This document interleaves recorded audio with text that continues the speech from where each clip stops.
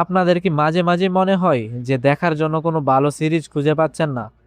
আজকে আমি আপনাদের এমন 15টি শো এর কথা বলবো যেগুলোকে সর্বকালের সেরা গড বলা হয়। চলুন শুরু করা যাক প্রথম তিনটি দিয়ে। তালিকায় প্রথমে আছে মানি হাইস্ট।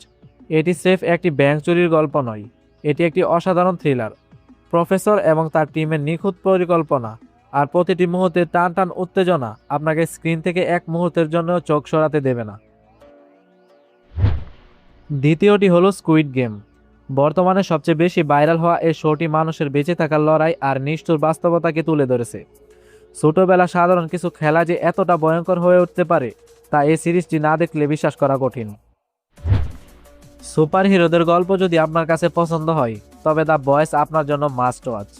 তবে সাবধান, এখানে সুপার হিরোরা কিন্তু একদমই ভালো মানুষ নয়। অ্যাকশন আর ডার্ক হিউমারে ভরপুর এই সিরিজটি সুপার হিরো ক্যাটাগরিতে সবকিছুতে আলাদা। তালিকায় 4 নম্বরে আছে ডার্ক। আপনি যদি টাইম ট্রাভেল এবং মিস্ট্রি পছন্দ করেন তবে এটি আপনার জন্য সেরা পছন্দ। এটি এমন একটি শো যা আপনার মস্তিষ্ককে চ্যালেঞ্জ জানাবে। এর জটিল কাহিনী আর রহস্য আপনাকে শেষ পর্যন্ত ভাবিয়ে তুলবে আসলে কে কার এবং কে। 5 নম্বরে আছে ফ্যান্টাসি জগতের সম্রাট গেম অফ থ্রোন। রাজ সিংহাসন দখলের লড়াই, ড্রাগন আর রাজনীতির এমন নিখুঁত মিশেল আর কোনো সিরিজে দেখা যায়নি। প্রতিটি পর্বে নতুন কোনো চমক আর অপ্রত্যাশিত মৃত্যুর জন্য দর্শক সবসময় শিহরিত থাকে। আমার জীবনে সবচেয়ে ফেভারিট শো হচ্ছে গেম অফ থ্রোন। 6 নম্বরে আছে জাপানি সিরিজ অ্যালিস ইন বর্ডারল্যান্ড। যারা সার্ভাইভাল গেম পছন্দ করেন তাদের জন্য এটি মাস্ট ওয়াচ। জনশূন্য টোকিও শহরে জীবন বাঁচানোর জন্য কঠিন সব গেম খেলতে হয়। এর প্রতিটি চ্যালেঞ্জ আপনার হার্টবিট বাড়িয়ে দেবে। 7 নম্বরে আছে স্ট্রেঞ্জার থিং। 80-র দশকের প্রেক্ষাপটে তৈরি এই সিরিজটি আপনাকে নস্টালজিক করে তুলবে।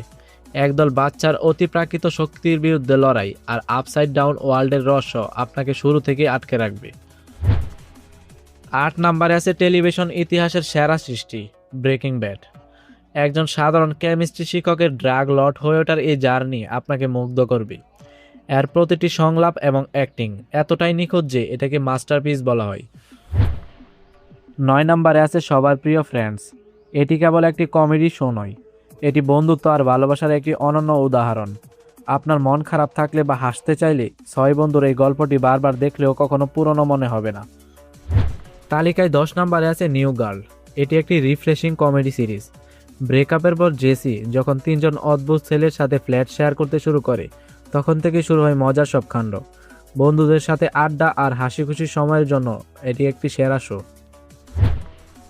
11 নম্বরে আছে মডার্ন ফ্যামিলি। 3টি ভিন্ন ধরনের পরিবারের দৈনন্দিন জীবনের হাস্যকর সব ঘটনা নিয়ে এই সিরিজটি তৈরি। এর বিশেষত্ব হলো এর মকুমেন্টারি স্টাইল, যেখানে চরিত্রগুলো সরাসরি ক্যামেরার সাথে কথা বলে।